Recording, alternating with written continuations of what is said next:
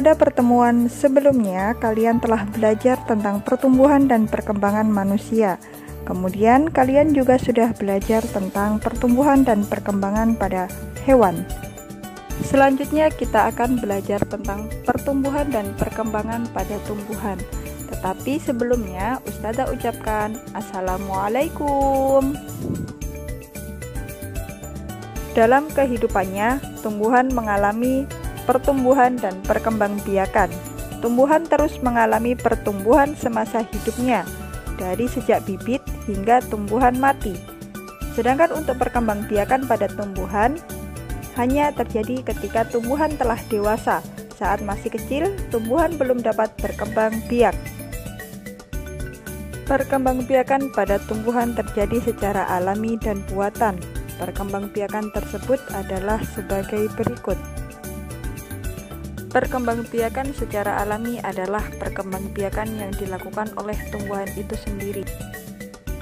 Perkembangbiakan tumbuhan secara alami yang pertama adalah dengan biji. Contoh tumbuhan yang berkembang biak dengan biji adalah mangga. Coba perhatikan gambar berikut. Pada gambar tersebut, biji mangga terdapat di dalam buah mangga.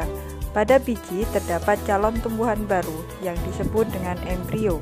Embrio ini akan tumbuh menjadi pohon mangga yang baru. Selain mangga, contoh lain dari tumbuhan yang berkembang biak dengan cara biji adalah cabai, tomat, dan jagung. Perkembangbiakan secara alami yang kedua adalah dengan tunas. Tumbuhan yang berkembang biak dengan cara tunas umumnya hidup berkelompok. Contoh tumbuhan tersebut adalah pisang. Pada tumbuhan pisang, tunas tumbuh dekat dengan induknya. Tunas pada tumbuhan tersebut tumbuh pada pangkal batang induk dekat dengan sistem perakaran. Selain pisang, tumbuhan yang berkembang biak dengan tunas adalah bambu. Perkembangbiakan tumbuhan secara alami yang ketiga adalah dengan umbi. Umbi merupakan bagian tumbuhan untuk menyimpan cadangan makanan. Bila tumbuhan lain menyimpan cadangan makanan pada buah, maka tumbuhan umbi menyimpan cadangan makanan di dalam tanah. Bentuk umbi biasanya menggembung. Terdapat 3 jenis umbi, yaitu sebagai berikut. Yang pertama adalah umbi lapis, contohnya bawang merah, bawang putih. Kemudian yang kedua adalah umbi batang, contohnya kentang. Yang ketiga adalah umbi akar, contohnya wortel dan lobak.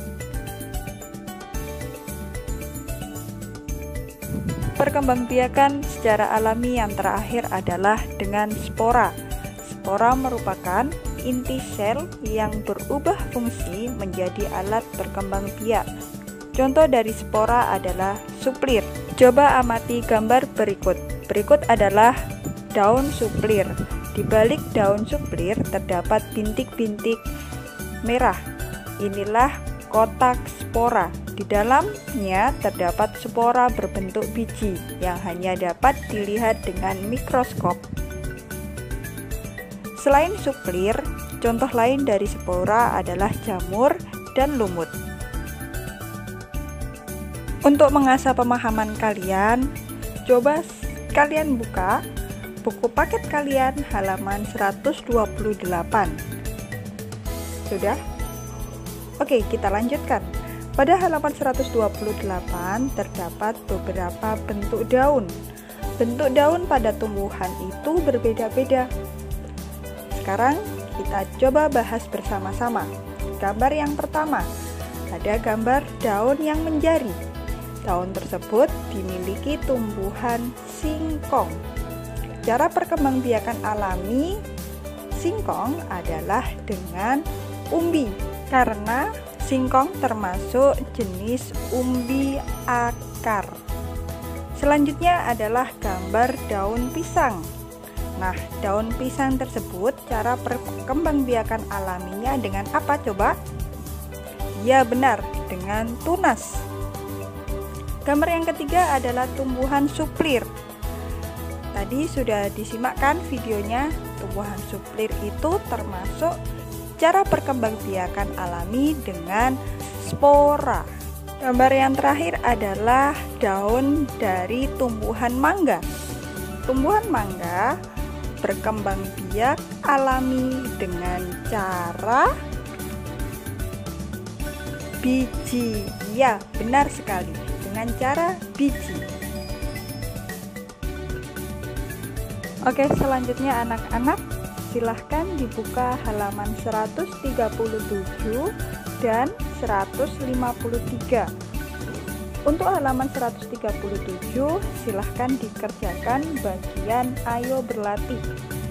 Dan halaman 153, silahkan dikerjakan pada bagian ayo lakukan.